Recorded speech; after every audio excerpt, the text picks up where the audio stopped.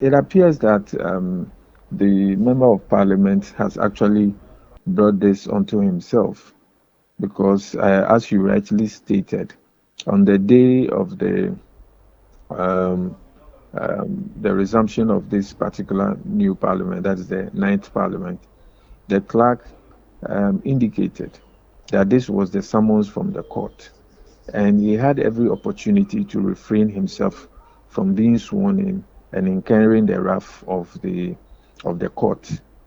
But he accepted to be part of the process, and by so doing, he deprived himself of the privileges of Parliament and anything that covers him from Parliament.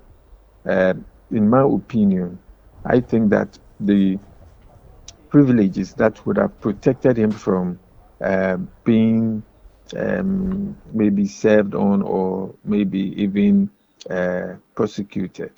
Uh, all that has been deprived. He deprived himself of it. And so, whatever he has to answer with the court, one would have thought that he would have boldly gone to the court to give those answers to them, because I think that at that point in time, he was sure of the decision that he was taking, and he was sure that he was not in breach of any law or he had answers for the court.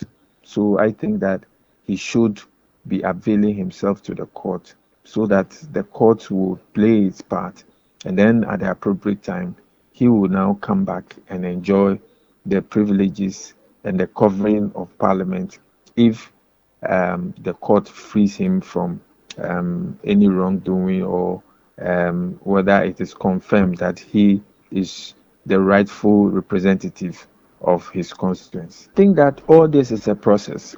You know, once the man took the decision at that point in time to be sworn in or to remain in Parliament, it was a personal decision that he took, and what was read to him on the floor of Parliament was from another institution, that is the another arm of government, that is from the civil, from the judicial, the judiciary arm of government. So I don't think that it is in the place of Mr. Speaker to go enforcing what was coming from the judiciary aspect of it. So now that the judiciary is advancing its authority rightfully, then I think that then Mr. Speaker will have no choice than to allow the gentleman to go through the processes, because what they sought to do for him, he deprived himself of it. I don't know if you understand me. So it was not in the place of the Speaker to try to take him out of Parliament after accepting to be sworn in. If the processes in the court had not continued, then it would have meant that, yeah, he's okay. But But if the Clement, even when he was convicted, he appeared on the floor of Parliament, didn't he? yes, the point I'm making is, so it is the judiciary that must continue their work. Are you getting the point? It is the judiciary that must continue its work, because the Speaker cannot sack him when the judiciary has not um, continued with the process. Now that the judiciary is continuing with the process, when it comes to the point where the Speaker would have to expel him when a definitive decision has been taken by the judiciary, then the Speaker will now take the rightful decision to let the gentleman go. But for now, it is in the hands of the judiciary and the enforcement and enforcers of the law to enforce the law if he is so found to be guilty of anything. But for now, the Speaker cannot expel him so immediately. But what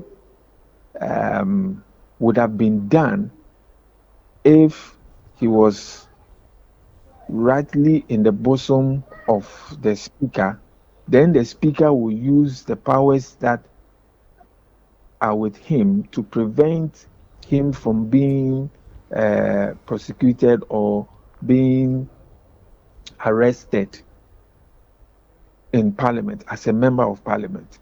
But as we are saying, at the time they were being inaugurated, it was read to him that a process has been started to prevent you from being summoned, from being sworn in. And the gentleman took a personal decision, and the minority stood by him to take that decision and say that when that time comes, we will be ready to answer or bear any consequences that there is. Now the consequences are coming. So he has to face those consequences.